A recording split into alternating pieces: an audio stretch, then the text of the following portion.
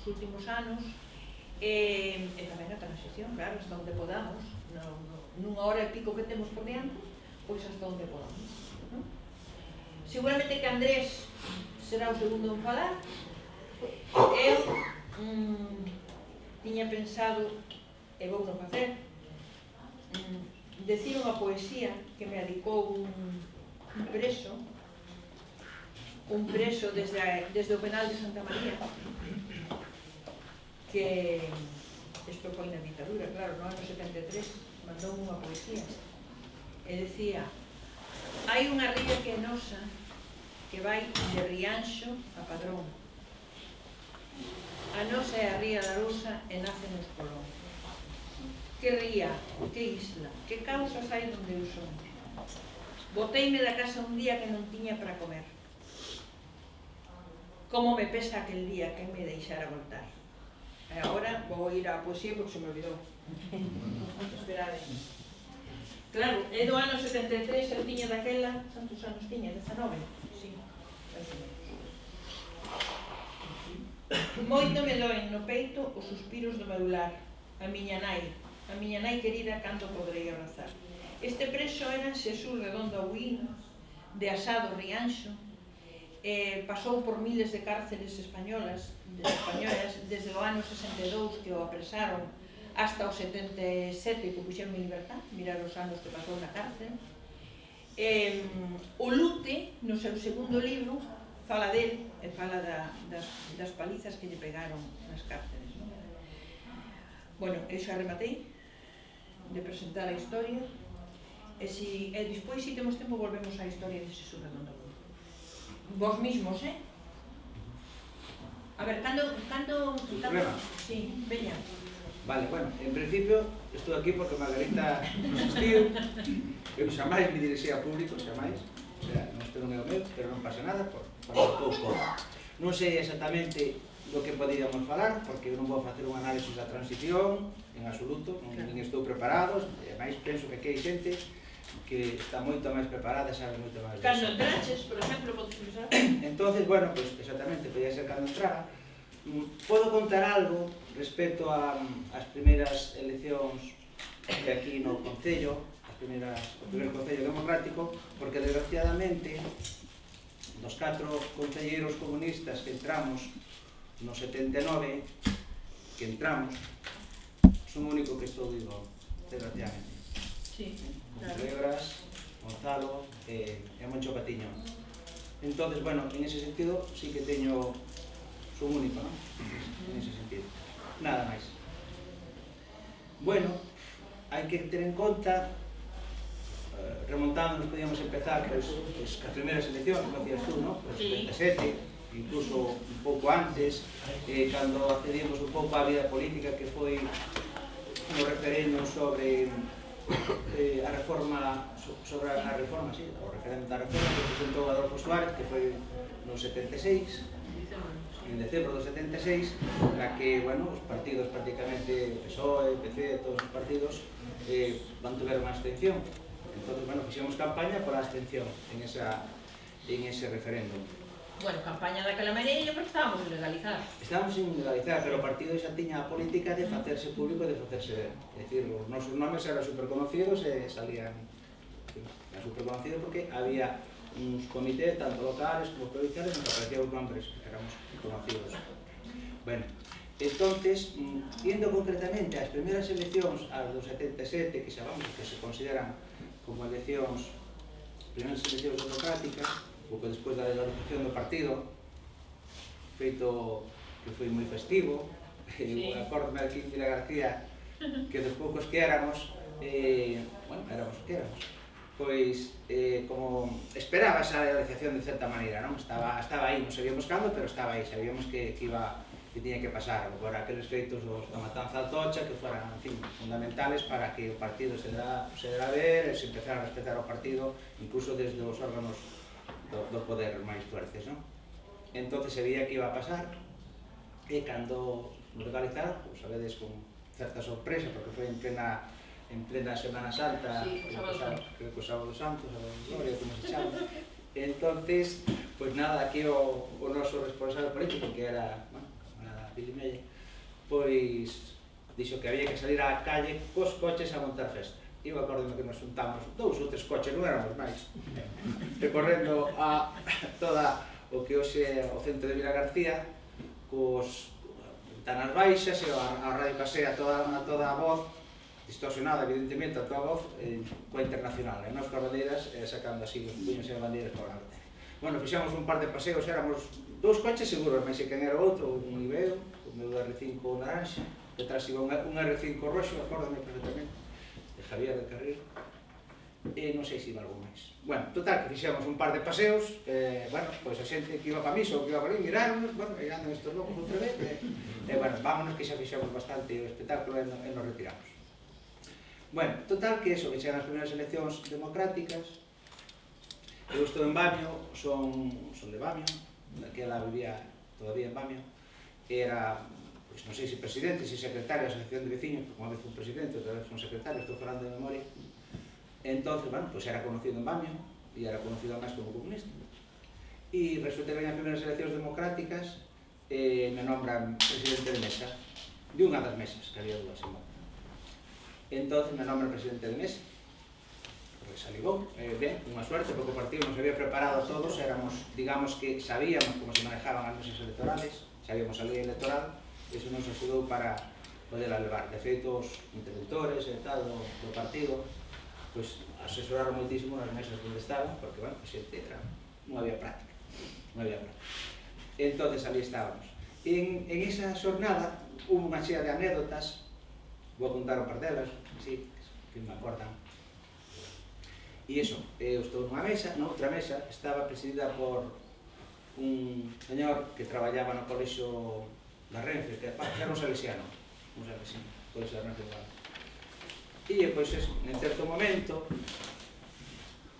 ven unha rapaza a votar á miña mesa, ven a votar, eu a conocía porque había sido, digamos que de razas particulares, e me queda prácticamente da miña edad, un poquinho máis xoven, pesado, máis xoven, e, bueno, conocía perfectamente, pero chega á mesa, como era normal, e pido carné de identidade.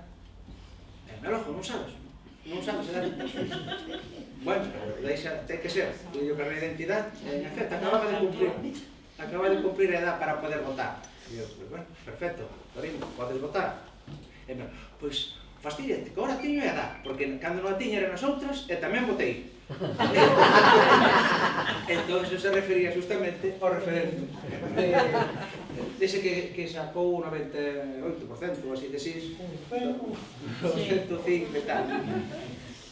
Referéndum, porque era algo de eso que me resultou curioso, porque os únicos que nos mantuvemos a abstención, os únicos que pediron o no, foron moi poucos partidos, e eran justamente os da dereita madura, era a Falange, e era a Fuerza Nueva, e iso pediron o no explícitamente a...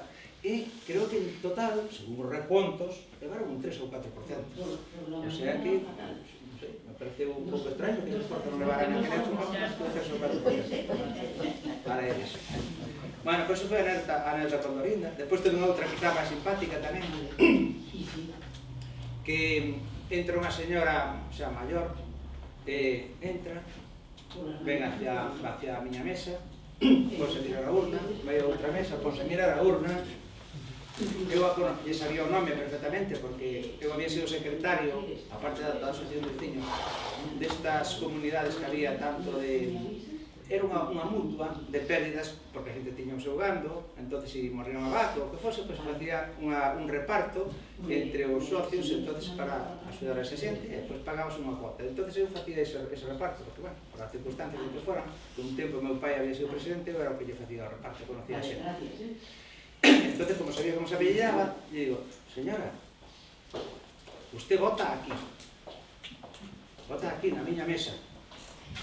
E a señora mira outra vez e vai para outro lado onde estou outro. Mire, foi ao asunto a outra e lle dixo, non, usted ten que votar naquela mesa. Pois, en efecto, veu e votou na miña mesa. Ah, perdón, que se me escapa. Antes de votar, antes que dixo, usted vota en esta mesa, me dice, bueno, eu ben sei onde teño que votar. Conclusión, a mesa está presidido por un comunista e outro está presidido por altura dos salesianos. Por tanto, ben sabía onde teño que votar. Pero votou na miña. Que remedio. En fin, esas cousas. E pois tamén me acordo diso, que sempre aparecía un voto, me aparecía un voto de Forza Nova. Bueno, Forza E Nova. nunca soupeches de quen era? Sope, pero non me sería. Me costou, porque eu tuña a sorte que non tive para lotería de que sempre me tocaban as mesas electorales. Porque despois pasei a vivir aí a Propoarsa, estuve de presidente da mesa electoral, despois estuve en Rubiáns, na mesa, presidente tamén. Pero en no tempo que estuve, sempre estuve de algo ali. Entonces, claro, estar na mesma mesa varias eleccións, fun acotando. Eso que ao final, si soupe que era o voto, bueno, era unha persona que estaba casada con un fillo dun general. Entonces estaba no seu... Pero me traía bastante desconcertado, porque esa persona estaba na asociación. Bueno, é unha bajada, Juan, que só hubiera un. Había de todo, había de todo. Bueno, eso serían entonces esas anécdotas primeiras. Bueno, non sei, podía, pero penso que mellor que estaré que pero pase ahora outra vamos a persona. empezar eles, pero ti estabas na Asociación de Veciños de Banio e tamén estuveches en nada, non? Non, eu non Ti non estuve estuveches en nada? Eu debía ser sobre para aquela porque xa che digo, conocía a xente de ADA, pero non estuve en nada, integrado nunca. Agora pasamos a Andrés que nos conte o do ADA. Andrés é maior, Maior porque viví máis sano. Exactamente. Ele é Andrés Vilas, de Trabanca Sardiñeira, un dos fundadores da Asamblea Democrática de Arousa e tamén da Asociación de Veciños de Trabanca Sardiñeira, non? Nós temos documentación por aí, donde está a firma de Andrés muchas veces. Claro. Bueno, conta ti, Andrés. Bueno, eu, como estas cousas as tomo moi en serias, que para mí a política é unha cousa moi seria, tan seria que me preocupa sempre que ando rollos políticos, do xeito que sea. Entón, puxeme a descifrar, a escribir como podía enfocar isto e como tal. Vou ler aquí un pouco a miña idea e logo despois explico moi por riba, porque creo que interesante aquí vai ser o debate, que as preguntas que vos vades ou tedes que facer, non? E escribín así: é para min un placer poder compartir con todos vos unhas experiencias apaixonantes. Vistas agora, dende a longitude do tempo, que forman parte da nosa vida, tanto individual como colectiva, e que tamén forman parte da nosa pequena historia, trillada e labrada por todos nós, e ademais contada por nós. A nosa historia facémola nós, e non queremos que nos la fagan outros, a súa semellanza. É triste, moi triste, que despois de tantos anos aínda estemos a descubrir cousas, vivencias e avatares que se nos foron ocultando, e non de casualidade, senón de intencionalidade. Que necesidade hai de fallados da memoria? Hoxe aínda hai que volver a insistir en certos aspectos que parecían xa esquecidos, pero non. Volven as sombras caducas a sair a luz. Queren apagala, queren sementar dúbidas, oscuridade, penumbra, que creíamos que isto estaba superado. Hoxe máis que nunca volve a ser necesario, como foi na transición, poñer luz e freno a estes novos resurdir de ideas caducas que quedaron nos escombros e cloacas protegidas do estado da transición, mal feita, mal organizada e mal parada, e de aí eses lodos que hoxe hai que combatir de novo. Por eso estou aquí. O fascismo que nunca se vai sempre está aí.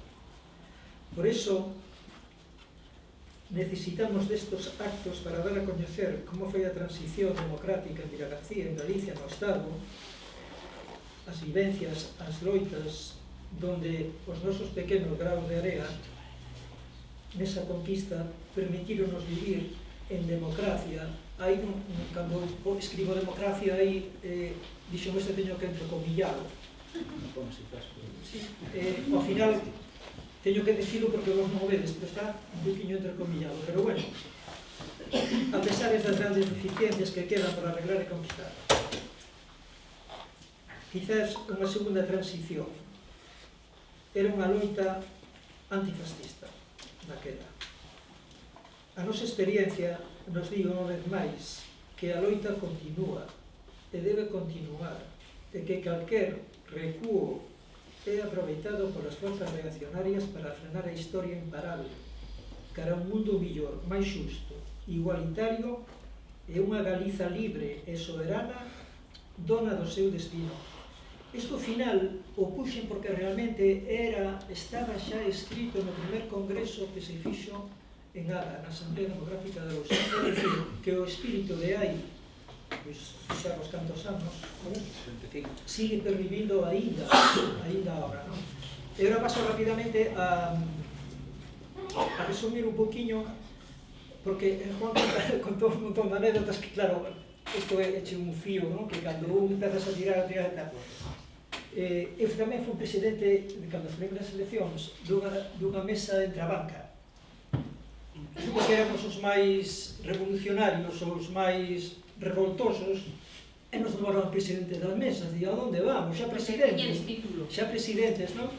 E eu, cando lín aí que a Guardia Civil tiña que estar a 50 metros, cando lín no tal, salí inmediatamente, que estaban ao lado, e di, a 50 metros.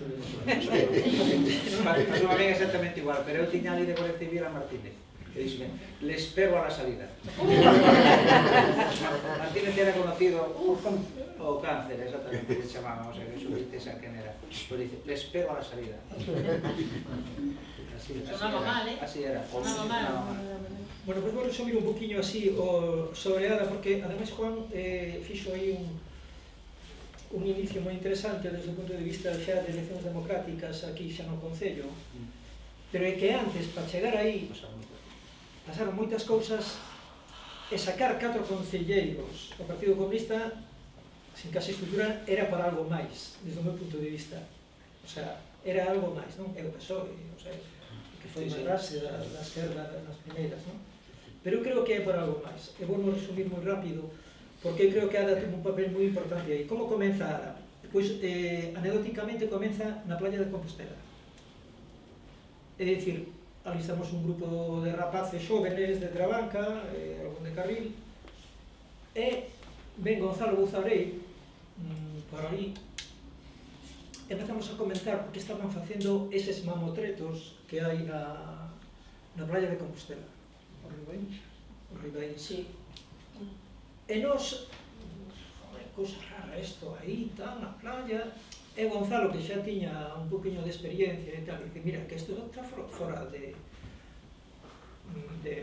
ordenación urbanística, isto non o poden facer, isto aquí é un pelotazo, isto tal. Empezamos a abrir os ollos. Tira, pues ten razón, isto, pero que pasa aquí, logo, por que fan isto? Ademais, fixeron que Trabanca é así, é dicir, se eu teño que diseñar unha aldea do rural a beira do mar, diseño Trabanca, porque é así, ninguna casa lle quita a vista a ninguna casa. Unha pasada, sin embargo, nos metían aquí un edificio e nos quitaban toda a vista. Daí empezamos a dicir, pois hai que facer algo e tal. Bueno, pois que fixemos un escrito de protesta e tal, pero isto hai que ampliálo, hai que reunirse, hai que convocar a máis xente, hai que... Eu me lembro que en Trabanca nos fixéramos unha xuntanza ao lado onde está a capela da Virxe dos Ánxelos, que éramos 12 ou 13. Arturo está aquí, te acordas daquela xuntanza? Clandestina, evidentemente. Entón nos fomos ali, xogamos un partido, vamos a xogar un partido, tal, e logo nos fomos adentro, a unha especie de carballeira que había ali, e ali empezamos a furilar a ver que era o que facíamos. Bueno, pois o que facemos é organizar un grupo en Trabanca. Gonzalo, que tamén estaba ao tanto, dixeron, mira, podemos organizar grupos, facer isto e tal. E así foi un pouquiño como empezou a estenderse, porque a partir de aí, Gonzalo, como viña organizado, viña a través do Partido Comunista, el dominaba moi ben o territorio de como moverse, non? Entonces traía estatutos para as asociacións de veciños, estatutos para a asociación cultural, estatutos para tal, e pois veña, vamos a montar. Montamos en un período, pois non sei, de 6 meses, 12 ou 13 asociacións de veciños. 12 ou 13 asociacións de veciños. É dicir, nós queríamos a praxis política da democracia, que era a conquista que nós nos planteábamos, mas inmediata era esa. É dicir, é como non o planteábamos, pois facendo asociación de vecinos. En Vilaxoán, Moncho, bueno, en Bamio, Pepe Somoza e tal, bueno, se contestou a de Bamio, a de Vilaxoán, pero logo a Torre, logo, pero Rubiáns, con Barcao. Rubiáns, tal. Logo participamos en nos actos sindicalistas que había. Vou ir máis rápido para que logo vos podáis preguntar. Na Constitución da Asociación de Veciños logo se chegou incluso a montar unha coordinadora. É dicir, era un movimento popular no máximo. É dicir, que objetivo? Objetivos eran objetivos moi inmediatos, que era queremos democracia, queremos libertad, queremos amnistía, queremos libertad, pero queremos libertad tamén para o país, non? Era un rollo que se iba aí enzarzando e que se iba estendendo. A loita polos foros, unha loita interesantísima. Ainda se cobraban foros á xente por traballar as terras. Se constituíu o Ateneo. Hubo unha actuación de Xosé Alfonso ca policía detrás. No parque. No parque, se vos acordades. No parque. E logo En agosto do 76, Emilio Casabella. E Benedito Viviano. Benedito Viviano, e fuxan os ventos, e que entraban, éramos 12, 13, 14 ou 15, xente entra a banca, Eu lembro, perdón, a Benedito Viviano nunha historia destas de Plaza de Toros que se levantaba, que se portátil, ben, no puerto, aí no Cabanelo. Entre o Ramón e aí Eso é. así. Suso Amonte e Benedito Viviano. Entrou o Guardia Civil de No, e que fuxan os ventos, é dicir, nos, o grupo, por montar a asociación de veciños, hai que actuar. E actuamos en doble, pois as festas, hai que darle un volco ás festas, hai que darle outro carácter. Entón, fuxan os ventos, que fora un éxito tremendo. A xente nunca vira tanta xente xunta escoitando música galega, cantada en galega e reivindicando a Galicia, non? E logo, o dos montes comunales. Os montes comunales era unha reivindicación que estaba aí pendiente. E eles sabían, estaban apurando as cortas e as tablas nos montes comunales porque o proceso era moi acelerado e iba a haber unha lei que iba a clasificar os montes a favor dos veciños e todo eso. Entonces, aí, nos montes comunales, cando sabíamos que había unha corta, pois inmediatamente íbamos aos sitios a parala cos veciños e se constituíron xuntas comunales e logo unha coordinadora a nivel provincial na que nos participáramos daquela. E logo esta Cortegada. A Cortegada foi que agora se pode falar como un éxito, pero daquela non foi éxito.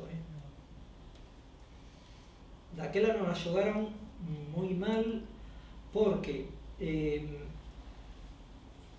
hai a transición e que pasa con Cortegada? Cortegada na República pasará outra vez a dominio público cando fora da República, non? E agora que pasa? Pois vamos a por Cortegada, non? Hai que clasificala, pero xa estaban os intereses dos Borbóns, da monarquía aí detrás. Entonces se montou unha primeira comisión que estaba en Morgan Vide, Gonzalo, e creo que Berribe tamén xa viñera. Sí, que Carlos empezaba. Xa empezaba aí a Serantes. Serantes. Se montaron unha primeira comisión, que eu teño por aquí ainda unha... Pero aparte da comisión, había unha denuncia de Gonzalo, de Benito e do fillo máis vello de Benito en contra de don Juan de Borbón. E decían algo así como Juan de Borbón, individuo sin trabajo fijo e en paradero desconocido. Eu estaba ali, non? Entón, eu non sei esa demanda se está na miña casa ou non, pero isto era así. Anterior á comisión que se montou despois. Eu penso que a comisión se montou despois de todo isto, pero é do ano 78, máis ou menos. Pois daquela fora unha decepción porque nos queríamos xuntar a xente de Carril e a xente de Carril non reaccionaba, pero había unha cuestión moi importante de que en Cortegada había un monte comunal. E aí é onde nos tiramos, e o monte comunal non era propiedad de nadie, sino que solamente dos veciños. O que pasa é que como non había lei para clasificar, todo quedaba no aire, entonces estaba aí, non? E nós sabíamos que aí tiñamos unha batalla moi importante.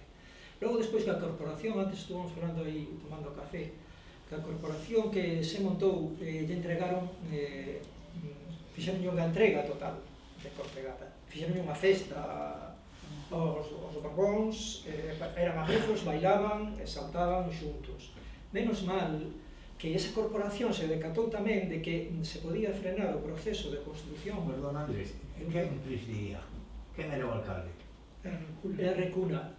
Había maioría progresista daquela, pero eu non sei aí que pasou. É dicir que había contradiccións, había... No, o que hubo foi que eles chegaron, a ver, as eleccións foron o 3 de abril do 79. A constitución dos concellos foron o 19 de abril do 79. O 19 de abril do 79. Entón, 4 días despois chegou a carta de Cortegada donde non había capacidade de reacción. Se decía, si ustedes superan lo de los 60 millones, la compran ustedes, y si no, y resulta que el Ayuntamiento de Vilagarcía, vou falar galego, xo Germán, o Concello de Vilagarcía resulta que non tiña nin para pagar a luz. Entón, os coller, e aparte, a inexperiencia do que estaba chegando, a inexperiencia dos concellos democráticos, a inexperiencia dos 4 concelleiros comunistas e dos 7 socialistas, que eran 11. Entón, non superan el funcionariado basicamente en contra. Sí, claro. Todo Poniendo extremadamente falangista. El ayuntamiento sin un duro. El ayuntamiento sin un duro, no Y ellos tenía recién para pagar. llegados, sin experiencia, ni saber a quién le puedes preguntar. Andrés, non é que se entregaran, non se entregaron, sino que non hubo capacidade de reacción. Logo, despois, No, pero hubo... o Juan de Borbón, claro que foi a Carril, e Eso fixeron pode esa ser un riñada. debate moi interesante para análisis, pero aí hai que ser firme e crítico, porque foi moi penoso, al menos para os que nos estábamos peleando aí, cando lle fixeron a festa en Carril. Pero non lle fixo o Concello, lle fixeron os veciños de Carril. No, bueno, aí O Loliña que non vai non vamos a aí hubo varias cousas. Estaba o Concello por un lado, Sí. xa había un proxecto de urbanizar San Roque, que logo despois, moitos anos despois e tal, entonces cando veu Don Juan, entregaron a medalla aquela por parte do Concello, Xa. e Don Juan con Pais Ferrín e compañía, bueno, un pouco de todo que o que dice Andrés. E hai que facer unha autocrítica evidente de... Vamos a ver. Sí, pero non podemos estar contentos porque logo despois, non sei se foi esa corporación ou non, é dicir, hubo unha empresa que era constructora galega que estaba facendo o plan de ordenación. E no plan de ordenación eles estaban tamén en contra, evidentemente, non? Pero aí no plan de ordenación tamén estábamos nós, digamos, estaba unha comisión de seguimento. Entonces, todos os pasos a nivel, digamos, urbanísticos que se daban, nos opinábamos. Entón, como opinábamos, cando entrou o tema de Cortegada, foi cando Barbó dixo, isto hai que tocalo dun xeito civilino que non se poida tal. Eu digo, non vos preocupar que no tema de Cortegada que irades vos, poñádelo como patas para arriba ou patas para baixo, en canto os viveiros estén ali, Cortegada non se vai a tocar. Non, se vamos a hacer unha residencia para non sei que, tipo La Toja, dijo, é o que? O primeiro vello que vaya ali, aos 2 días xa hai que enterrarlo. Porque Cortegada é un microclima que non o ten de Carril a Cortegada e xa 8 graus de diferencia. E no inverno, cando vais ao polvoriño por ali abaixo, aquilo está. Entonces eles, de alguna forma, pararon un pouco a cousa, porque non, técnicamente non vían posibilidades de urbanizala, senón houveran urbanizado. Mais a xente na rúa, A xente na rúa. E que daquela se montara xa unha segunda comisión, que xa a xente de Carril, de alguma maneira, participou máis activamente. E eso, xunto co plan de ordenación, donde aí lle exigía unha serie de condicións, sobre todo para a construcción do puente, para a construcción dentro, e digamos que a empresa constructora veu que o negocio e deixaron ir hasta que parece ser que cerrou o plazo de edificación. A partir de aí, logo despois, cando foi da última corporación, houve un tratamento bastante máis favorable, non se reconoceron a labor nosa, eso hai que decirlo, tamén, non? Sí, sí, sí. De aquela, e sobre todo da segunda comisión que pelearon un montón, porque era así, era a detalle. Quero poñer aquí o de Cortegada porque foi moi interesante, porque Ada tamén estaba aí, o sea, de algún xeito ou outro tamén estaba aí Ada. Bueno, asociacións culturais que se montaron, estuvera en Rodrigo Romaní, Antón Soane, Emilio Cao, tamén Benedito e Viviano, e logo, tiña aquí, pero casi vou, da xente que pasou por Ada, un montón de xente. Bueno, Emilio Gonzalo, Chazo, Chaves, xente que logo despois tuvo os seus... Miguel Vilas, sindicalista, meu irmán, era Pepe de Bami, Osito, que logo foi alcalde da Illa, Paco Tudo, Pillado, que foi alcalde de Cambados, se estendeu a Rianxo, a Orobe, a todo este movimento asambleario, participaban os partidos. Bueno, é que despois preguntades vos e xa mellor sale a conversa que tamén falades vos. Eu simplemente quería comentar de que era un caso paradigmático, o de Ada, porque que é iso? Ada, que é iso? A transición. Pois mira, é unha asamblea onde participan os partidos, todos os partidos, esquerdas, que están pola democracia, pola amnistía, tal, por unha Galicia, en condicións, todo este rollo, non? Bueno, pero todos os partidos, pois sí, están e tal, non? Ao final, o remate de como rematou, pois claro, o camiño político, as eleccións foron situando aos grupos, aos partidos políticos. Bueno, e tamén Billy Meyer, que Billy Meyer foi un axente moi forte aquí. De feito foi diputado en Madrid, mas en Europa. Quero dicir que a nivel de importancia e logo estamos como moitos daqui que non fomos nada, fomos a moitas eleccións e perdímolas, pero democráticamente, porque era a conquista que nos queríamos. Vota Vila, cando cheguei a Vila decía, vota Vila. Bueno, eso xa é... E con isto creo que xa me estendí demasiado, entón é mellor que... Bueno, sí, eu un pouco quería falar era dos principios do movimento obreiro, a dicir, daquela época entre finales da ditadura e principios da transición, de como se desarrollou todo o conxunto do que era o movimento obreiro, en Vila García, as loitas que levamos en todo este proceso, porque, de alguna forma, o que antes, enlazando un pouco co que decía Juan, e o que decía aquí Andrés, o Partido Comunista estaba implantado en todo o que era o conxunto da sociedade, porque nós montábamos asociacións de veciños, agrupacións culturales e tal. Entonces, había unha pata aí que ainda non estaba. Entonces, de alguna forma, tras o movimento dos casos do Ferrol e de Vigo, había que trasladar iso un pouco ao resto da sociedade. E Vila García estaba un pouco ao marxen deso. Aquí parecía que era unha panacea, tal, e que non se movía nada no ámbito laboral, e entonces apareceu unha directriz do partido que dixo os cuadros do partido que estén traballando, que estén en empresas, hai que empezar a traballar no sindicato vertical. E para nós aquilo era unha contradición.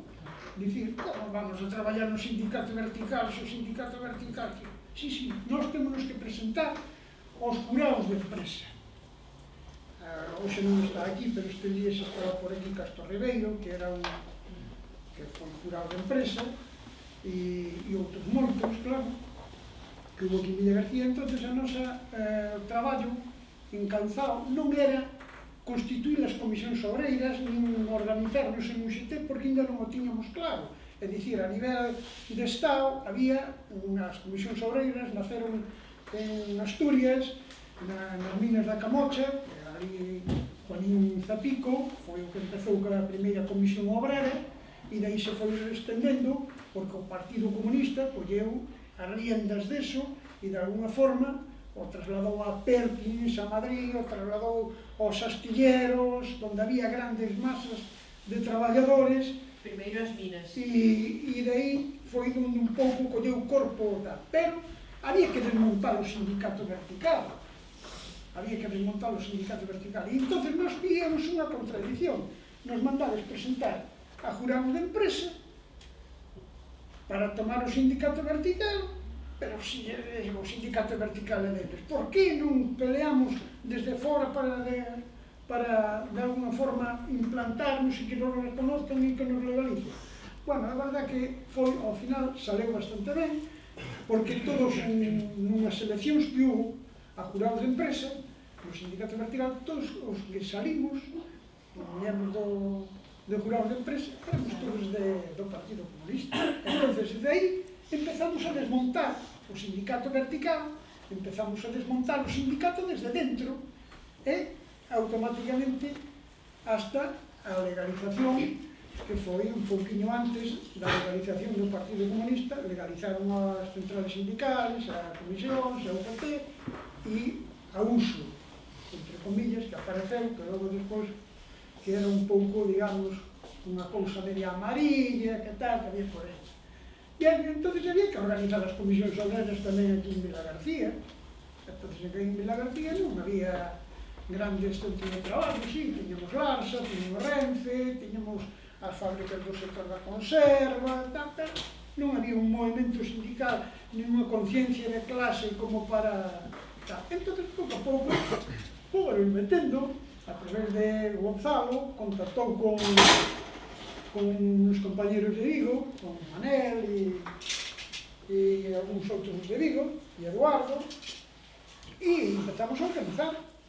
O partido empezou a organizar as comisións obreiras, e daí pues, empezamos xa a montamos as primeiras comisións obreiras que se montaron en Vilagarcía, por así decirlo. Foron un taller que vos non sei se vos acordades, o meu Margarita sí, que estaba aquí no Ramal, ao lado de onde está a Casa da Terceira Edade, que chamaba Maqui Conser. Era un taller de calderería. E aí montamos a primeira comisión obreira, que montou, estaba Luna, Enrique Luna, estaba un rapaz que chamaban Casa Santelo, Tinín, e tal, e aí montamos a primeira comisión obreira. E bueno, e daí empezou todo o movimento sindical, empezamos a ter xuntanzas e reunións clandestinas aquí na feira de mostras, nos galpóns, viña a policía, nos corría a paus e escapa por outro lado. E así un pouco foi a historia esta. Logo despois tamén nos baixaron desde Xiabre, porque íbamos a Xiabre a reunirnos, e había un infiltrado, que logo depois supemos quen era, un infiltrado dentro de nós, e claro, era un confidente da policía, da Brigada Político e Social, e mandou a Guardia Civil, mandou unha brigada da Guardia Civil a Fonte Fría, que é onde estábamos reunidos en Fonte Fría, mandaron unha brigada toda por a carretera e tal. Cando nos vimos vir aos coches da Guardia Civil, xa nos demos de conta, digo, bueno, aquí hai que facer que te quera. Entón, que fixemos? Uns marcamos, cortamos hacia o Ámbio, éramos poucos tamén, éramos, e outros baixaron hacia Castragudín, pero polo medio do monte, hacia onde hoxe está o embalse, porque ali démonos de conta que se baixábamos pola carretera, eles tiñan os coches e tal. Entón, eles, como viron que nós empezábamos a escapar como ratas polo monte, empezaron a tirar tiros, pero eran tiros de verdade. Eran tiros con balas de plomo, non eran balas de fogueo, eran que pectaban os pinos e quedaban incrustadas ali. E así un pouco, digamos, hasta os nosos días. E a mí o que me dá agora un pouco de pena é de que chegado a esta situación, eu reconozco que houve moitos avances, moitas cousas, pero é unha pena que chegado a este punto da vida que eu que podía ter netos, que os meus netos non vexen unha vida máis ordenada e que non vexen unha libertad tanto política como sindical en condicións, porque non hai. Non hai, porque hoxe en día están máis reprimidos os traballadores de hoxe en día e máis explotados que os dos anos 70. Bastante máis. Bastante máis, porque son salarios de miseria, os que lle están dando, horas as que lle van a gana, non hai ordenanzas nin estatuto que o recolle, porque tras a transición, que é do que antes falábamos, se fixo un estatuto dos traballadores, que podía ser mellor, evidentemente que podía ser mellor os temas, pero había unha reglamentación, se tiraron cas ordenanzas, se colocaron os convenios provinciales correctamente, cousa que antes os convenios provinciales en cada parroquia pagaban o que querían, e a raíz de que apareceron os sindicatos, as ordenanzas e os convenios se foron regulando de tal forma que automáticamente hubo que aceptar os salarios que se recollían a nivel provincial.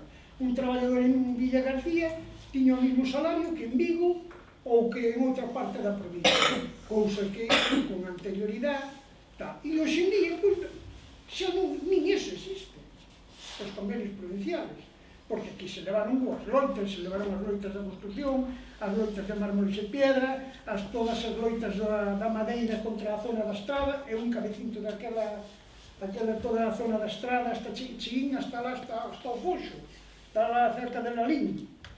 As fábricas todas aquelas de pinsos que había de Nucansa, Nudesa, todo aquilo, todo. Eso é Silleda, non? Sí, para lá, para arriba, eso todo. Alá as minas de Campo Marzo, despois alá encontramos unha factoría no medio de onde paraba o tren ali, xa non me acordo, onde era, en Merza, alá no medio do monte, unha factoría, pero de 300 traballadores. Levaron unha factoría para ali, semi-clandestina, en as fábricas do textil. Hoxe, por exemplo, se fala moito de Florentino Cacheda, que é un famoso modista, non sei que tal. Cando eu entrei nas oficinas de Florentino Cacheda por primeira vez, me acordo que era unha mesa, uns giratorios, non sei que, non sei que, digo, bueno, podíamos pasar á factoría. Sí, hombre, como non, claro. Cando chegamos, era un alborio, con muralitas, a 40 graus, as mulleres con unha máquina de coser ali, pim, pim, pim, pim, pim, unha cosilla tal. Joder, me acordo, pero isto é inhumano, isto tal. Xa, bueno, xa montamos ali un cipitoste terrible, xa aparecemos a inspección de traballo por ali e tal. Bueno, pois todas as cousas, todas as loitas, se encabezaron, e iso, digamos que, hasta por nosos días. Eu xa non me estendo máis, porque para falar do movimento obreiro Podemos falar habría... dos viveiros do Marqués. Podíamos falar... Un pouquinho do jaleo que hubo ali no Real, non? Sí, bueno... Falate deso un pouco. Juan tamén se acordará do tema... Sí, eu estaba traballando en Corón, naquela época, o sea, sí. Teño, bueno, a verdade é que o recordo que teño é así, como todo, eu isto como preparei en absoluto, en fin, a memoria máis hecho un pouco, non? Pero o que me acordo é da actitude que tuvo o partido, de que se dou unhas consignas claras de que non se entrara ali. Claro. E algún militante do partido que vivía incluso do marisqueo, veu como outra xente que non traballaba no marisqueo para nada, pois bueno, entraron aí e sacaron os cartos que poderon, vamos, o marisco que se foi do... Sí, en esa historia hubo un compañeiro que sí que acabou encausado, foi Romero. Romero, que foi o concelleiro de Nova. Exactamente, sí. Pepe Somoza. Sí. Non teño moito que contar deso, a min non me pareceu... Por eso, eu sin desde o partido, se conoce moito máis e non teño moito que contar. Sí, bueno, a ver, un pouco, digamos, a reivindicación era xusta, porque ali o Marqués colleu unha zona que era de cultivo público, por así decirlo, o Xomar está parcelado, pero daquela non. Os lombos eran dos mariñeiros, os lombos de Ulla, as maldeiras, as briñas e tal, eran da xente que iba ao mar. Bueno, había unha zona de cultivo e este home veu a oportunidade, o Marqués e colleu aquela zona e tal. Cando se empezou todo aquel movimiento de tal. Entonces, automáticamente, había un movimento que dixo vamos a tomar o viveiro do Marqués e devolverlo ao que é o pueblo, ao que é a playa, como cultivo natural. Pero a consigna do partido, que por outro lado tiña a súa razón, era dicir, nós vamos a entrar ali, pero que non vamos é a saquear. Porque ali, despois, a raíz da posesión daquela zona e tal, hubo moita xente que, entrou ali con raños, cargaron da mesa, tal. E iso non era a cuestión. A cuestión non era quitar o cultivo que había ali e leválo, e vendelo ou leválo para a súa casa, non. Iso non era a cuestión. A cuestión era reivindicar e coller aquela zona e devolverlle aos mariscadores, ás mulleres da zona e tal. Pero ese foi un conflito importante, claro, porque non durou un día. Estes días pasados estuve repasando un pouco o tema. Non durou un día, durou máis dun mes. Comisións Mariñeiras tuvo un papel importante no tema. Tito Ucha, que era tamén do Partido Comunista. É dicir, foi un tema importante na nosa comarca, porque non era de Vilagarcía solo ni de Vilaxoán, era a xente de Vilanova que estaba ali. Se falaba de máis de 1000 personas na area, máis de 1000 personas, é dicir, foi importante, moi importante. E logo utilizaron o medo. E cal era o medo? Pois o medo era que Rivera Mayo, que era escribía no Faro de Vigo, un corresponsal no Faro de Vigo. Bueno, pois todos os días metía medo con que tamén se iba a ir a Carril, aos viveiros de Carril, é dicir... A campaña foi... A campaña foi terrorífica, Eso hai que repasar a hemeroteca para darse conta do que pasou naquele tempo, non? Esta foto, logo Pepe Somoza tamén tuvo un papel importante pero Pepe Somoza non saqueou, porque Pepe Somoza non saqueaba. Non, para nada. O que pasa é que Pepe sempre, non sei como facía, sempre estaba en primeira fila e sempre os levaba, e se había detidos era Pepe Somoza un, e se había feridos, Pepe Somoza era un. Eu me acordo dunha folga da construcción, que hubo moi importante, cando chegamos a Pasarón, ali en Pontevedra, había unhas grúas e tal, e eu non sei por este home traballaba, creo que nunha cristalería, en Caldas, eu non sei por onde apareceu, e dixo, ahora vamos a tirar con esto, e tal, ahora vamos a... Eu que sei que cando me din de conta, quitaron, que son uns muertos terribles que leva o contrapeso a grúa, quitaron os contrapesos e ocuparon a pluma. E Pepe estaba o primeiro que engancharon foi a Pepe. E claro que sí, que non sei que tal. Claro, eu xa fun ali a pedir os dous. A mí que máis era. Sí. Pero estábamos en todo. Pepe, non sei como era, tiña unha habilidade asombrosa. E a raíz deso, nos, cando había unhas eleccións nun Carril, o Partido Comunista quitaba 8, 10 votos. Estaban contados, identificados, todos. Se sabía que non eran así. A familia miña e a Fabeira, Juanita Fabeira, e nada. Estaban todos identificados. E un pouco porque tomou este Pepe, era un home tan impulsivo e tan tal, e dixo, bueno, ahora toca os viveiros de Carril e tal, largou aquel día aquela cousa, e a xente se lo creyó. A xente non, Rivera Mayo, que expandeu, bueno, pero máis que Rivera, ainda a xente en general, porque a xente de Carril polos viveiros, cuidado. Cuidadito, claro, evidentemente que é o seu medio de vida, pero quero dicir que aquilo é unha cousa sagrada, home, eu podo falar algo dos viveiros de Carril porque sei como son, e que os primeiros viveiros do Carril foi miña abuela. Os primeiros viveiros, así que ficamos os anos que hai, miña abuela morreu nos 72 con 94 anos, e fixo ser os primeiros viveiros, mirad se teñen anos, naceron, que hoxe falan dos parques, naceron como parques reguladores. Os viveiros de Carril, hasta hai poucos anos, eran parques reguladores. É dicir, que a xente extraía o marisco en outros lados e o depositaba ali, e cando a marea estaba cerrada, cando había seca morta, se iban aos viveiros e se extraía o mexillón, a ostra e tal, porque daquela ameixa se comercializaba moi pouco e o berberecho igual, que estaban nos bancos naturales. O berberecho e a ameixa estaban nos bancos naturales. Os viveiros eran para depósitos. Os lompos de Os vamos. lompos de baño, justamente. Os lompos de baño, isto vai a reivindicar. Eu penso que era un conflito moi importante desde o punto de vista político.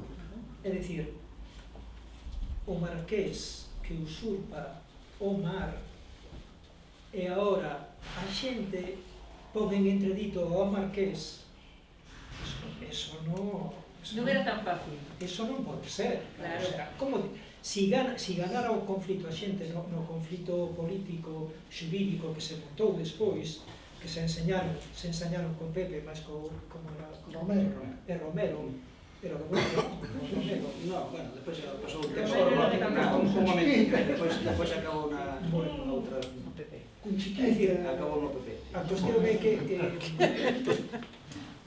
se ensañaron con estes dous e había que ter unha sentencia moi clara, decir, non, vos non ganades isto.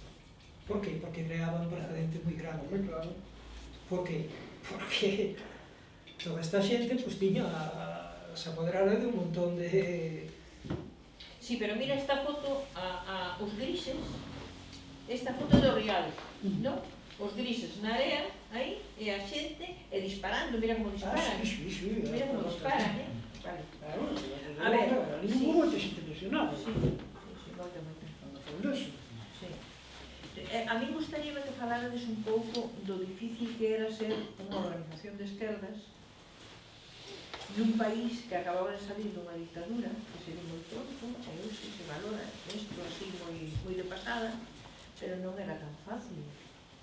É dicir, lembrade, por exemplo, cando asaltaron a sede do PC, o que pasou, bueno, vos sabedes, non? O que pasou. Non sei, que valorarades un pouco a sociedade entonces, o que pasaba no pueblo. Pero hai unha cosa, en Trabanca, por exemplo, Sí. acordas de Andrés que non chegaba algo arriba, non chegaba, a altura do alto de Trabanca non chegaba. Non había presión. Non había presión, pero por qué? Porque os de abaixo deixaban o grifo aberto, porque tampouco tiñen agua, e cando chegaba agua, chegaba de noite, encheanse os pilóns desbordaban, e os de arriba tirábanse agua. Pois acordamos en facer unha petición de firmas por todo o pueblo para que dera máis forza o Concello e que os de abaixo pecharan o pilón. O sea, que hubiera agua en Serán. Que pasou? Que íbamos polas portas e claro, nós facíamos os domingos. Íbamos o domingo e íbamos para. Había zonas de Trabanca que cando pasábamos chamaban, dicíanse unhas personas a outras, nós estábamos buscando un ben para Trabanca e entonces dicían as persoas a outras, aí veñemos da ETA, aí veñemos da ETA. Era terrible, pero bueno, nos los tomábamos de cachondeo. Veían que estábamos buscando algo bo para eles.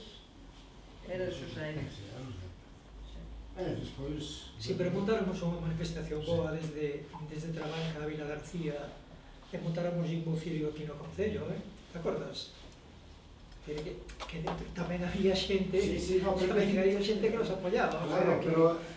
Porque había moita xente maior que de alguna forma ou doutra en Trabanca estaba tamén, é dicir, o franquismo aplacou moita xente, pero a xente estaba aplacada porque, pero cando tuvo oportunidade tamén a Ceferino, o señor Manolo, que logo foi do PSOE, Somoza, Severino, Andrés o que toca de teu Vilas, a taberna. Andrés da taberna, é dicir, no, pero logo unha xente que se fixo Sí, socia da asociación, o sea, digamos que que dentro do...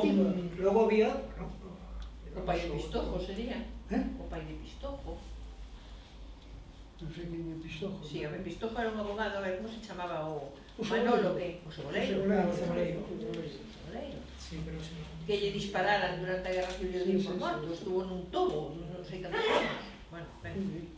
Sigue, Andrés, sigue. No, pero foi un caso paradigmático de o de Trabanca, foi o que eu digo con todo orgullo, dicir, daquela na transición, xuntar a 15 xóvenes dispostos a montar a asociación de vecinos, apoiar as rutas sindicais, que vos as manifestacións do 1 de maio, o sea, estar aquí a colar, ir ao Robe, ir porque se estendeu a Cambados, a Portnovo, a Rianxo, o sea, Como Bravo Frieiro, era unha idea moi... que foi o primeiro alcalde de Rianxo, Bravo Frieiro do Bravo, ¿no? Que foi tamén alcalde de... É alguén que non dixe, Guillermo Vázquez, sí, tamén, que participou, foi secretario general do Bloque, o sea, o Guillermo Vázquez, que daquela estaba no movimento do ABC, tú no ABC. No ABC, Antolina e máis... Antolina, xusto. José Ramón, que logo en un viaxe despois precisamente facendo política a Madrid morreu na carretera. Sí. Tamén xente que hai que considerar e ter en conta. Deco tamén. Alberto Deco, é que, bueno, empezas a... Sí. É dicir, que de alguna forma ou de outra Ada creou esa simpatía, aureola, logo despois, que xa digo, ca estructuración da A ver, política... Ada era un pouco Podemos, por así decirlo. Bueno, espera un momento, digo que era un pouco Podemos porque aí hai cada un Más bien el 15.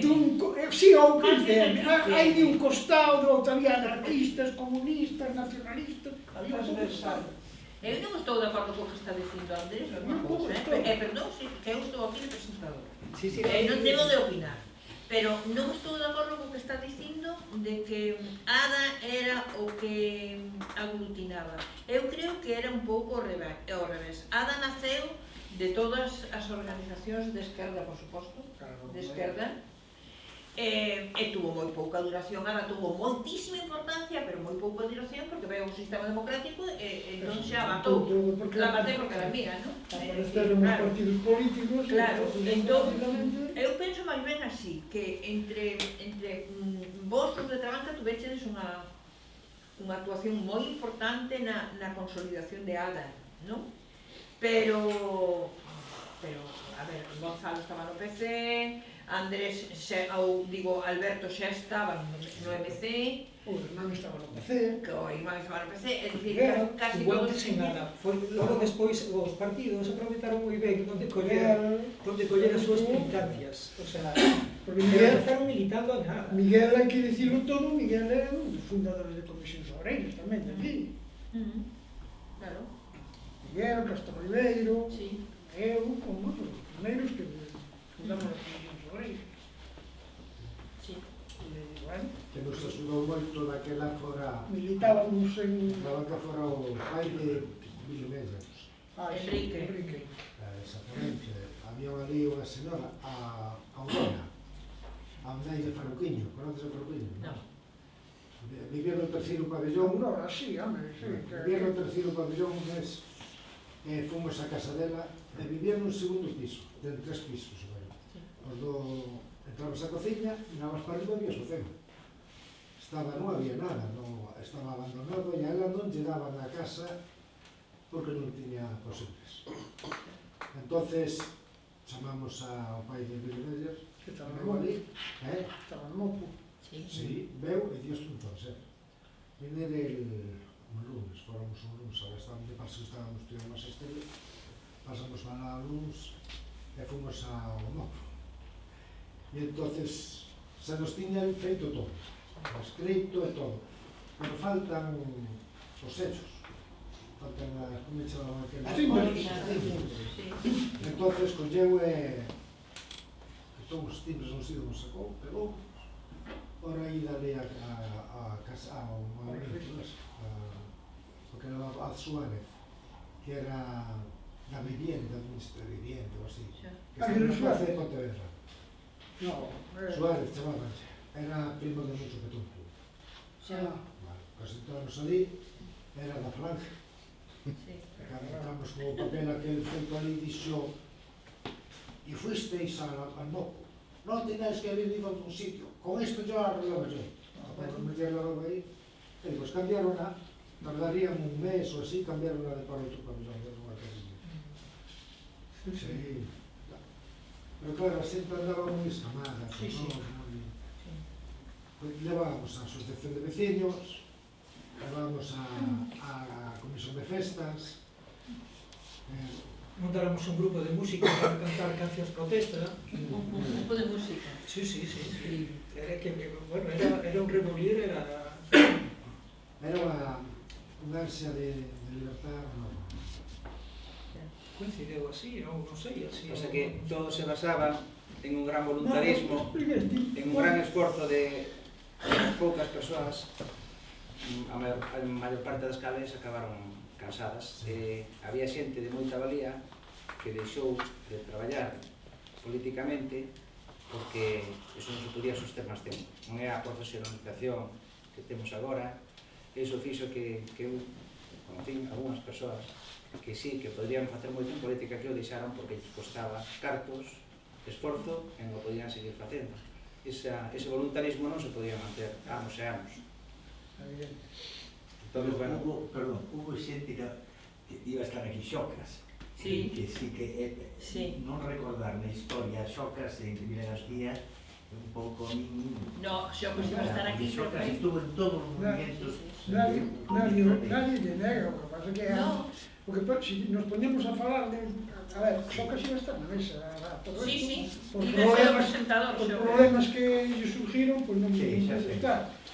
Pero Perdón, hablando de Xocas son menos, pero sigue aquí. sí. esos son os imprescindibles que decía Bertolt Brecht, ¿no? Os que están sempre. Pero non todo o mundo ten esa capacidade, ¿no? Sí. Non lleva ninguna. Home, evidentemente o que dices, tío, Xocas hai era- moita xente que non nos lembramos e que, non sei. A ver, Luis Ares, Luis Ares. Quen non, por exemplo, Luis Ares. Luis Ares. Luis Ares, Que acaba de morrer. Falleceu hai un mes ou dous. Sí. A ver, hubo xente que vamos, que foi imprescindible. Sí, Que o que antes, por exemplo, falaba Margarita da historia de cando saltaron a ser do partido. Quen pode contar esa historia é ela, porque ela viveu no in situ.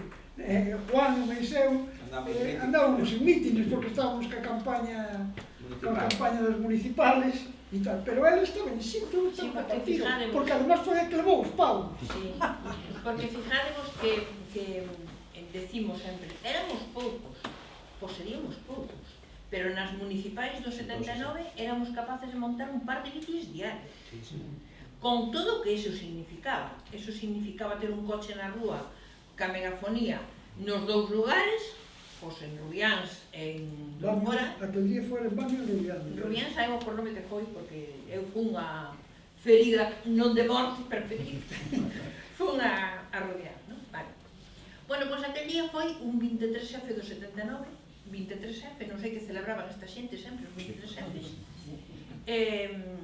Nos viñamos, había un compañeiro do partido, Manolo Varela, que tiña un coche na casa que lle había comprado a un fillo, entón o poñía sempre a disposición do Partido Comunista, sempre.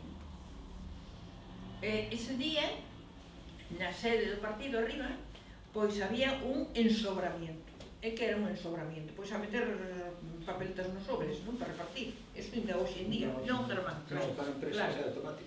Bueno, pois ali arriba había non menos de 30 persoas, mira se éramos poucos, non menos de 30 persoas arriba ensobrando. No medio estaba un mestre do Colegio de Renfe que había traído rapaces para ensobrar. Juan Francisco, que era mestre do Colegio de Renfe, e había traído rapaces para ensobrar, e ao mesmo tempo estaba Manolo Varela, o pai do que me levaba a min na megafonía, porque eu era a da megafonía.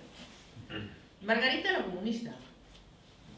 Bien, entonces, Manolo Varela estaba arriba ensombrando, estaba Félix Fernández, que era o pai de Chema Fernández, Félix, quen máis? Bueno, Libertario, estaba arriba ensombrando, sabedes quen era Libertario? O Boteixo de Trabanca. Vale, Libertario. E logo rapaces do Juan Francisco, rapaces, e non me acordo quen máis. Bueno, por outro lado estaban no mitin en Bamio, pois Juan, non sei quen máis. Quen máis estaba? Juan Vázquez. En Bamio, quen estaba contigo no mitin ese día? Non Sabes? sei, creo que sí, vamos a ver, posiblemente Culebras, posiblemente Culebras, No, sí. Culebras estaba en Rubiáns. Bueno, sei que foi na taberna de Emilio. Vale, por Juan, que era Sí, un... porque estaba. Eu creo que estábamos, sí, vale, estábamos. Porque o dices, o sea... No, él estaba en Bamio. Sí, Él estaba pues, en Bamio. pues estábamos os dous. Sí. Sí, home, estábamos, vamos. Bueno, había outro en Outra Rubiáns. señora que logo morreu, da muller de Sindro, Sí, no foi nada de Emilio, no, era cuñado dela. o cuñado. Sí, pero é o mismo que manda. Eso sei que seguro, porque eu había regalado. Pero quen estaba comigo nin idea. Sí. Pero que se sei que ese señor despois viña, ese señor da taberna viña xa a reunións do partido. Sí. Alguna que outra veu despois, o sea que debemos convencer bastante. Porque veu despois por ali. Bueno, Oye, pero o del sobramiento, o metro de sobres, Sí. era un mail. Veis, sí, seguramente, sí. Seguramente.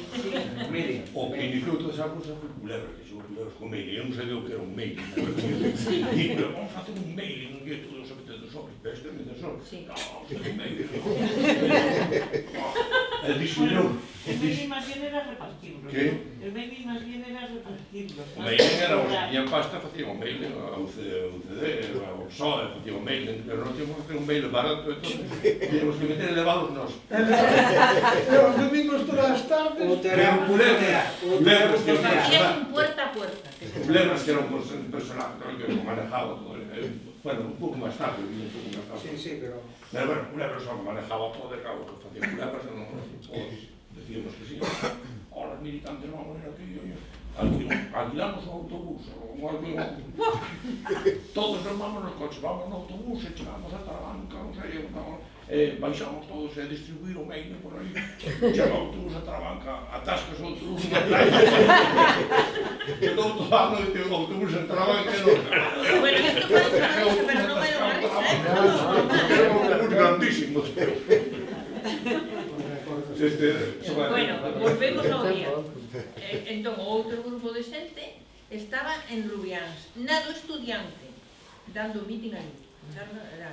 E ali estaba Culebras, estaba Gonzalo, estaba non sei canto. Entón, os que viñamos ca megafonía de anunciar o mitin, claro, eran as 10 da noite, había que meter a megafonía na sede do partido. Entón, os rapaces que viñan comigo, viñan 2, non, viñan 3 aquel día. Viña Quintela, o que logo foi concelleiro de Gago, do PSOE, viña Quintela, viña Manolo Miguel Varela o fillo, e viña Moncho Varela, o fillo de Manolo Varela. Moncho, claro, Moncho, Miguel conducía, eu iba ao lado da megafonía, e atrás iban os outros dous, Quintela e máis o Moncho. Vale. Mentres eles metían a cola, porque tamén aproveitábamos para facer pegada nos sitios, non? Éramos uns multiusos todos éramos multiusos. Entón, cando estaban eles ca cola, en isto entran 4 personas, co cuello subido, gabardinas blancas, como se viñeran uniformados. Entran 4 personas, un deles di boas noites, eu contesto-lhe. Eu, en principio, pensei que iban para o MC, porque o MC estaba na primeira planta e non na segunda. Entón, me di Miguel, Marga, ¿quiénes son? E dixo, non sei, ou van para a MC ou son chavales del colegio de Bamio que trae Juan. Bueno, tío. Pero a mí, que teño así como... Entón eu subí. E xa eu ir pola mitad da escalera, xa empecé a sentir golpes, uns golpes alucinantes, unhas explosións, unhas detonacións que acababa de pasar o dos abogados da Tocha, acababa de pasar, acababa de ser, ata hacía 2 anos ou así. Entón, eu que era moi lista, sigo subindo, claro. E nisto xa me atopo ca mirada de un que estaba na porta. E tiñan uns cousiños así, como de acero inoxidable, que lle daban a un botón, e esas cousiñas así poñese daqui á porta. Se salían as tomas. As porras. Entón ese sacou a porra e veo por mí, claro. Eu volví a correr. Tiña 26 anos e corría. Entón na porta estaban estes rapaces, os 3 rapaces que estaban esperando por min, descompostos, e nin Marga, corre, corre, bueno, xa viñan os outros tres, aparte dese xa viñan os outros. As miradas eran terribles. Un deles dixo, soy fuerza nueva e te voy a matar, pero te voy a matar. Non se me olvida máis aquela mirada. E bueno, corrimos, doume 2 ou 3 veces, pero eu sin correr, non pasou nada. Entón o Miguel cerrou a porta e os deixou dentro, pero puderon máis que ele. Aparte que o irmán de Miguel e Quintela desapareceron e non os vimos máis en 3 meses. Polo menos, polo menos. Bueno, un horror. Quen quedou foi Miguel Varela. Miguel si quedou, e bueno, fixo que pudo. Eu empecín a pedir a gritos, fun ao California. Mirade como foron as cousas, fun ao California, acababa de vir para aquí, para Vila García, unha dotación da Policía Nacional. Acababan de vir, estaban no que é a Casa do Movimento. Sí, aí se puxeron, e xa enseguida alguén chamou, non sei se fun eu ou non sei que foi. Por certo, de repente apagas a luz, aquilo era dantesco. Na rúa apagouse a luz. E por que se apagou a luz? Pois porque un dos compañeros nosos que estaban arriba dixo, as pistolas, non había tal pistolas, que pistolas. Entonces poñeron a silla, e a silla era de as patas de ferro. Tirárona abaixo, caeu nos cables de alta tensión, entón a silla, plas, uns chispazos que te matas, aquello era de película, pero de terror, Bueno, eu pasino moi mal, Agora é unha risa, pero eu pasino moi mal, fatal, pasino. Acórdome que ao cabo de, non sei se de 4 ou 5 anos, dime Gonzalo, ven aquí. Este señor me está diciendo que te tuvo en sus brazos. E yo a mí, un hombre que non había. E me explica que era o que levaba o responsable da dotación policial que veu a botar unha man e a por eles, non? Bueno, que pasou aquela noite? Pois aquela noite pudo pasar moitas cousas que non pasaron, afortunadamente. Porque aquí el señor Javier, que era joven e dinámico, entonces él y Culebras fueron en busca de los malos. Y Tucho, y Culebras. Bueno, fueron en busca de los malos. Todos sabíamos dónde podían estar los malos. Y ellos, pues, fueron. Eu, por outra parte, a mí leváronme á comisaría. Fui á comisaría a presentar a denuncia. O comisario era Piñeiro. Sí, era Piñeiro, e me dixo, o primeiro que me dixo foi desnúdate. Xo, o que teño pensado. Fíjate ti que forense era. Piñeiro era o forense. Entón, bueno, a ver, ao día seguinte fixeron unha roda de reconocimiento. Que tuve que ir. Eu reconocí un. Que foi o que pagou o Paco. Era Víctor Bouzas, de Carril, de Fuerza Nueva. Estaba na Academia Militar de Zaragoza. Sí, claro, cando votaron por isto, o votaron por isto. A él aplicaron ya a lei antiterrorista e tuvo que ir a declarar a Audiencia de Madrid. Bueno, se le jodió un poquito la vida. Yo me alegro muchísimo que no fuera militar, porque bueno, la cosa no pintaba nada bien. Pero este es otro cantar. Desde luego la tiene tomada aún hoy en día con mi familia, Hoy en día la tiene tomada con mi familia, fíjate tú, ¿no? Y hoy es abogado de los narcos, por cierto. Bueno, es igual, eso no tiene nada. Lo que os quiero decir es que se pasó muy mal, y aquel día fue un día que para mí fue importante para decir, bueno, esto xa está ben, E os compañeiros, pois eso, pudo pasar moitas cousas aquela noite, porque andaban uns detrás de outros, non? Uns detrás de outros, que puderon pasar moitas cousas, que non pasaron absolutamente. A onde vamos? Sí, a donde queirades, preguntar a donde queirades. A ver, yo para quitar un poco de hielo, porque esto se ha quedado así como un poco tenso, y no es eso, porque es verdad que se sufrió mucho, se pasó mucho, la gente que estaba en primera fila, yo tengo que decir que yo estuve en segunda, no estuve en primera por las circunstancias personales. La gente que estuvo en primera fila, pues es verdad que oye mucho el callo, pero se vivía con ilusión, se vivía con alegría todo eso. Con alegría no era un drama, era era una consecución de derechos y de ilusiones que se tenían. Entonces, bueno, un poco para quitarme el hierro, por la anécdota que contaba Juan de la primera mesa electoral, cuando fue el referéndum ese, quería hacer dos comentarios. Uno de ellos es que tú diste un tanto por cien, a ver, que los del no eran la extrema derecha y que el tanto por ciento que sacó el no era muy pequeño, lo dijiste, ¿no? Sí. No recuerdo cuánto. Sí, somos 4, pequeño. sí, creo que...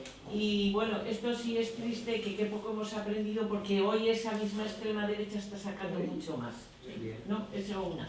Pero el comentario un poco gracioso es que tú tuviste que decirle al guardia civil, oiga, usted póngase a 50 metros, y alguien, no yo, pero alguien muy allegado a mí, le tocó de presidente de mesa en la unitaria de Avalo, que la maestra, como era una unitaria, consideraba que aquello era su casa. Bueno, de hecho ahora había una casa, ella vivió allí en algún momento determinado, ¿no? Incluso con sus hijos. Y entonces, cuando llegaron por la mañana, entró este expresidente de mesa, ¿no? También entran, tienen allí las urnas, colocan las cosas, colocan la cabina, controlan que estén las papeletas y tal, y acto seguido había un cuadro de Franco, uno de José Antonio y un crucifijo, porque era lo que había en los colegios. Entonces decidió que no se podía estar votando una ley para la democracia, que se suponía que era lo que era esa ley, con José Antonio, Franco y el crucifijo. Entonces lo descolgó todo cuidadosamente y lo dejó allí apartado. Ah, pero a media mañana vino la maestra a votar y preguntó ¿dónde están los cuadros que había ahí? ¿Quién se ha atrevido a quitarlos? Y el presidente de mesa le dijo, los he quitado yo. Pues usted no tiene ningún derecho porque esta es mi escuela. Y le dijo, pero hoy aquí la autoridad soy yo. Esta es su escuela mañana y ayer, pero hoy no. Hoy, este es mi colegio electoral. Entonces, lo siento mucho. Bueno, pues se montó tal trifulca que este presidente de mesa tuvo que salir a buscar al guardia civil para que le sacara de allí a la señora, porque no se iba sin colocar los cuadros. Entonces, bueno, que tiña o seu sentido. había las dos caras de la moneda. Y luego, bueno, ya he puesto que aunque algunas cosas se vayan perdiendo y a veces te llegue un poco la desesperación, ¿no?, que decían a Javier de todo aquello que se hizo y cómo están ahora las cosas, pero yo creo que estaría mucho peor si no se hubiera hecho y que a pesar de todo se ha conseguido muchísimo. O sea, imaginaros en el año 74 que el hijo de cualquiera, y yo sí que entrecomillo el cualquiera, pueda ir a la universidad, aunque sea con mucho esfuerzo, aunque sea con mucho trabajo, aunque sea sirviendo copas por la noche el domingo, el fin de semana, pero hoy puede ir a la universidad y además se ve como algo normal. En aquella época no, que haya más mujeres médicos hoy que hombres, que haya más mujeres o tantas mujeres policías como hombres, que tantas cosas hemos que podamos hablar aquí. Efectivamente. Entonces, bueno, pues yo que quiero manifestar mi agradecimiento a todos los que estuvisteis y estuvieron en la primera fila, porque sin todo ese esfuerzo y sin todo vuestro cariño y todo lo que vosotros hicisteis, no podríamos estar como estamos hoy. Bueno, foi unha labor colectiva, a xente que non estaba en primeira fila tamén foi fundamental, que foron os que verdadeiramente, isto non foi cuestión de 4, foi cuestión de masas, porque a xente xa estaba madura para o que tiña que vir. O sea, facía falta que houbera personas, que houberan hombres que estuveran diante, pero a sociedade xa avanzaría máis tarde ou máis pronto, pero ese paso tiña que caer porque estaba madura para eso. De todas maneras, pues mira, gracias por me provocar. Pero aí Ada, eu vou a defender esa postura. Ada precisamente tiña uns principios moi elementales, que era a conquista da democracia e das libertades, pero había unha praxis que era a praxis democrática, había que facer democracia, e nós montábamos asociacións de veciños, facíamos democracia. É dicir, participábamos, pues había que parar unha tala de montes, vamos, había que apoiar unha manifestación sindical, participábamos. É dicir, Ada tiña ese espírito colectivo, non había líderes, o que había era partidos que querían liderar, era diferente, que estaban no seu dereito. A cuestión é que perspectiva ten cada partido cando que debe liderar.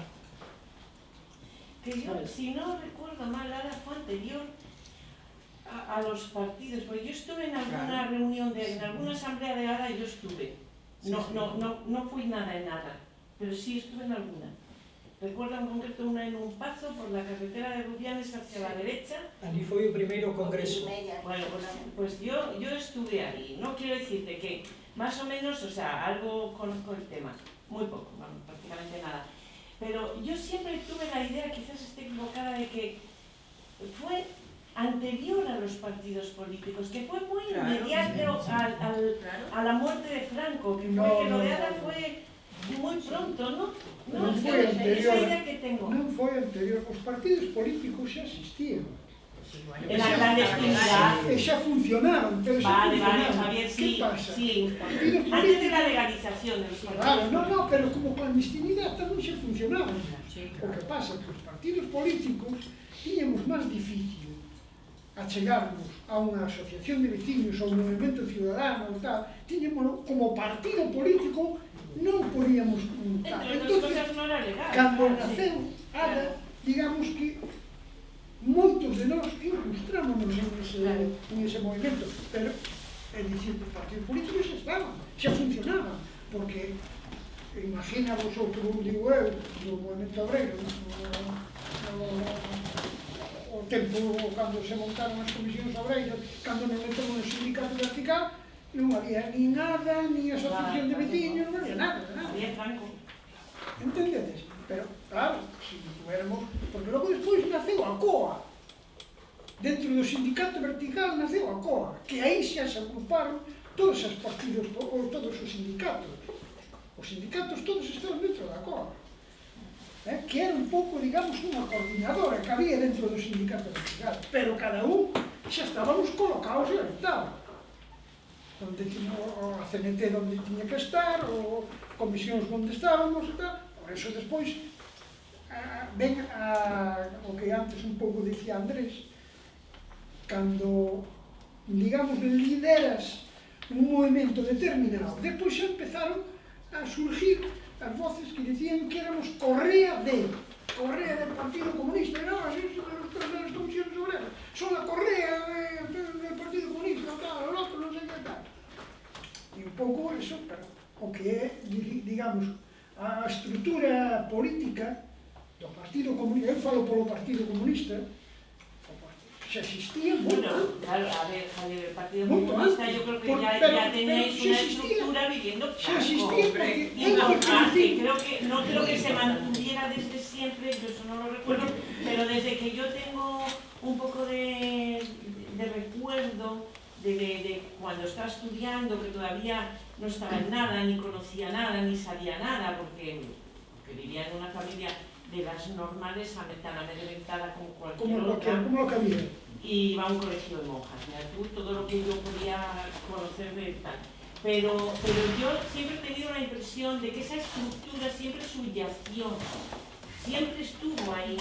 Por eso yo siempre digo que yo nunca he sido del Partido Comunista, solo en alguna ocasión muy contada y por cosas muy concretas he votado al Partido Comunista. Puedo decir que no soy votante del Partido Comunista, que no lo fui, pero me duele tanto, me duele ahí adentro, me rompe por dentro pensar que el Partido Comunista no existe ya, que no existe, que se acabó, porque me parece que este país le debe tanto al Partido Comunista, tanto, porque pensar una cosa, cuando llegó la democracia, cuando fue lo de Atocha, por ejemplo, ese enero y febrero tan horrorosos, ya no recuerdo de qué año, yo estoy segura de que si Carrillo hace así, hay otra guerra. O sea, yo creo que al Partido Comunista se le debe mucho en este país, mucho. Nos anos 75. 77. Era el único partido que tenía poder de convocatoria, que tenía estructura y que tenía... Enero de 77. Sí, enero. Sí, ahí hubo 2 meses, enero y febrero. Sí, sí, que acá fue entre cando ETA, foi que extrema derecha. secuestraron aquel outro... Sí, Bueno, sí, está fueron 2 Oriol, meses todo. horribles. Está todo imposto en esa papel, todo o que hubo nas que primeros días do 77. Estábamos 77. Estaban os dous, Oriol e Escusa, Quijo, todos aqueles. secuestrados, mataron a este, mataron a un rapaz 2 días antes, a un rapaz en Madrid. Despois hai unha manifestación por ese rapaz morto, matan a outra rapaza. Sí, sí. Sí, es verdad. Pero eso era habitual nas manifestaciones. Sí. En Ferrol... Moi habitual. Sí, sí. Moi habitual. Si eran os famosos tiros ao aire. No, eu penso que era de tropezón, non? E despois Algúns vamos a tamén. decir, o ano 78 Bueno, por foi su un ano ano ese cheo de... tropezón, si aqueles días que nos pillaron a nos en Fontefría, ali pudo ser un tropezón tamén, porque eran balas, non eran pelotas de goma, siquiera, que tamén se fan daño. As pelotas de goma mataron moita xente. Se fan daño, pero quero dicir que aqueles eran tiros, de verdade. E batían nos pinos como... Eu que sei, por desgracia tamén fui na Marina. Cando íbamos a tiro, tirábamos e silbaban as balas, que pois ali silbaban de 3 líneas. De todas formas, tamén a transición se analiza moito mirando cara a Madrid, é dicir, non se analiza o que pasou aquí en Galicia. Aquí hai un movimento moi forte, a loita contra nas encrobas, a loita en Xove contra en Valdallo, a loita pola cuota sindical, todo en Galicia, Por autopistas, polo monte. a loita contra as autopistas. Ara participou, mira o que fala así, participou na loita contra a autopista. E que casualidade que ahora estamos dicindo, pero que pasa ca autopista? Que pasa? É dicir, que de encima ni siquiera son capaces de devolvernos, ¿no? O sea, a nós despois do estrago que nos fixeron, ¿no? O diseño do territorio, que condicionou o diseño do territorio en Galicia, a autopista, porque había máis alternativas. Quero dicir que miramos moito desde alá e non miramos desde aquí. É dicir, aquí hubo moita movida. Aquí, non me refiro aquí, pero en Galicia, as forzas nacionalistas que estaban no Consello de Forzas Políticas, porque daquela estaban divididos, había un frente do Consello de Forzas Políticas e máis había outro agrupado Había unha mesa... onde estaba o PC máis... había así dúas Había forzas... dous elementos que aglutinaban... Que aglutinaban tal, non? Pois sí que había un movimento moi forte. Isto tampouco sale, miramos moito cara alá, non miramos tanto, hai que mirar cara alá, penso eu, e máis cara aquí, é dicir, porque sí que houve unha loita, eu, cando vía que esas loitas tan fortes que levaban, por exemplo, en Xove contra a nuclear, ou nas encrobas e tal, onde había leña, abajo, leña, non? Aquí se afogaba tamén un pouco, bueno, se tapaba toda, non? O nivel que se tapaba toda. Pero sí que tamén había loitas moi fortes aquí. A lo mejor faltaban cámaras de televisión aquí. Claro. Que non Sí, tiña nada que ver. terminamos a Madrid. E hasta móviles, Mari Carmen, hasta móviles faltaban. Hasta móviles, Sí, faltaban os móviles.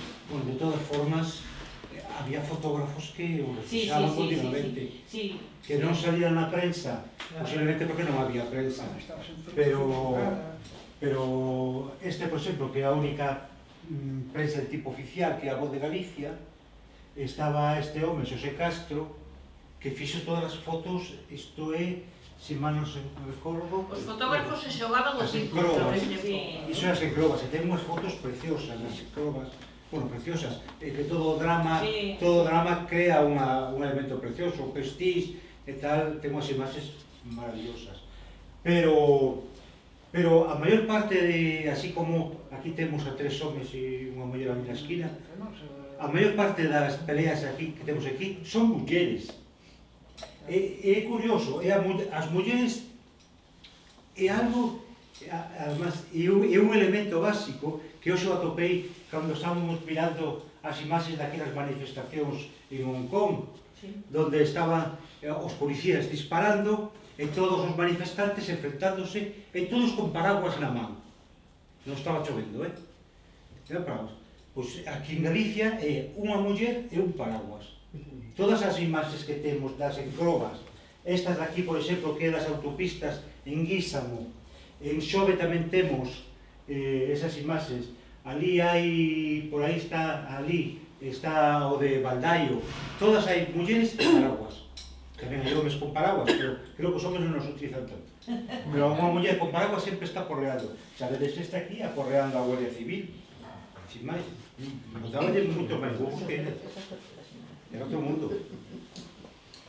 A ver, eu creo que non sei se tedes alguma pregunta máis. É unha observación, casi enlazada porque decía él que, bueno, falaron todos os homes e falaron de todos os homes a transición. Unha observación moi pequena, porque a miña memoria é moi pequena, pero que eu lembrome que as primeiras asociacións de mulleres que se intentaron facer en García foi a través dun home de Billy Meyer, que con, creo que Margarita Piñeiro se chamaba. Margarita Teijeiro. Margarita Teijeiro, non eran dúas irmáns, e Margarita Piñeiro. Ti lembraste de estar na casa de Billy Meyer? Moitísimas veces. No, pero en reunións da primeira intentora que se fixe... De mulleres non, De mulleres non. No, pero que digo... La hermana de Fernando Piñeiro. Sí, eran hijas del juez. Del juez, el padre daba clase en las monjas, en las filipenses. Non se chamaba Margarita. Una es Margarita, sí, pero había otra más pequeña, sí, se llama Margarita. Sí, eran tres mujeres. Eran Esperanza, Margarita y... Lo que pasa es que luego se quedó en nada, porque claro, mi colegio de Madrid, no estaba aquí, elas tamén, y éramos moi poucas as que estábamos de aquí. Entonces, bueno, pues non fallou, pero bueno. O curioso é eso, que sea un home que intentara, non? Que era moi curioso, porque logo Santiago, cando se crearon os primeros, pues había un tal Juan Carreira, que non sei se o conhecestes, que estudiaba medicina, que falaba así sobre a EGE, falaba junto co EGE, e tamén nos boicoteou unha asamblea donde estábamos todas mulleres, pero compañeiras, e continuamente intentando dirigir a asamblea. Eu que me acordo que digamos, donde máis se organizaba en torno ao movimento feminista, por así decirlo, en torno ao MC. Sí, despois estuvo Ana, había Galeco, Mar, varias que non me lembro o nome. Mar Manteiga. Sí, Mar Manteiga, sí. Oye, que hizo en honor a Pepe Somoza, que era foi un activista da época, que se facía presente casi sempre. Hai que decir que tamén que era moi impulsivo, moi activo, era impulsivo. Que unha vez que me tuveron, estaba na comisaría. Unha das veces. Unha das veces. E o comisario lle dixo: aquí me habla usted castellano e fuera me habla usted lo que quiera. Decía: aquí falme como se lle fora non lle falo. O sea que tiña tanta... Sí, fora non lle falo. Mira, de canto empezou. E outra vez, a reivindicación que tuveron os de Bamio, cando vivían o alcantarillado, esa de Pepe como a Somoza. Os de Bamio queremos cajar por un tubo.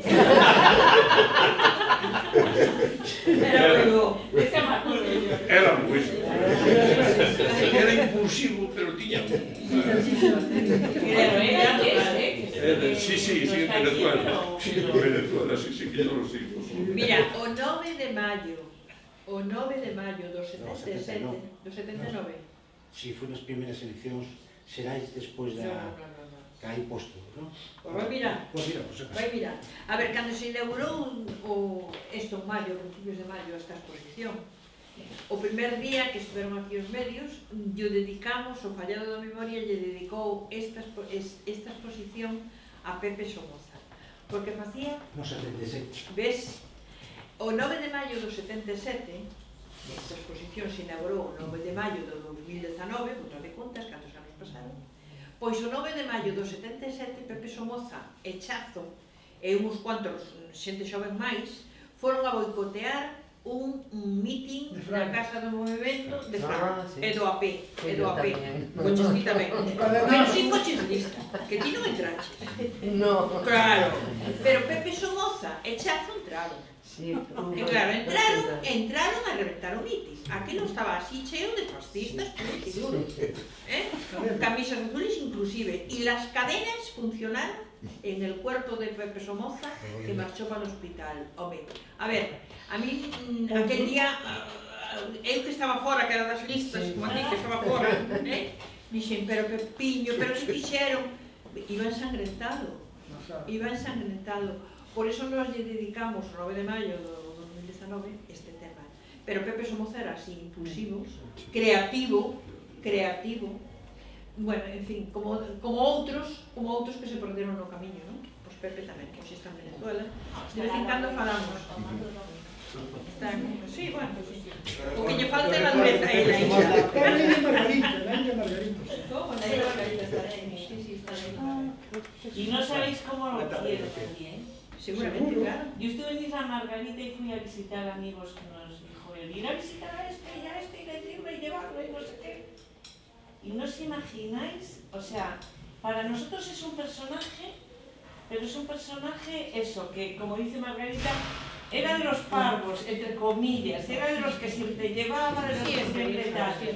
Bueno, allí lo tenían como a un patriarca, como a un mesías, como a un tío trabajador, súper emprendedor, que les había dado muchísimo trabajo a la gente.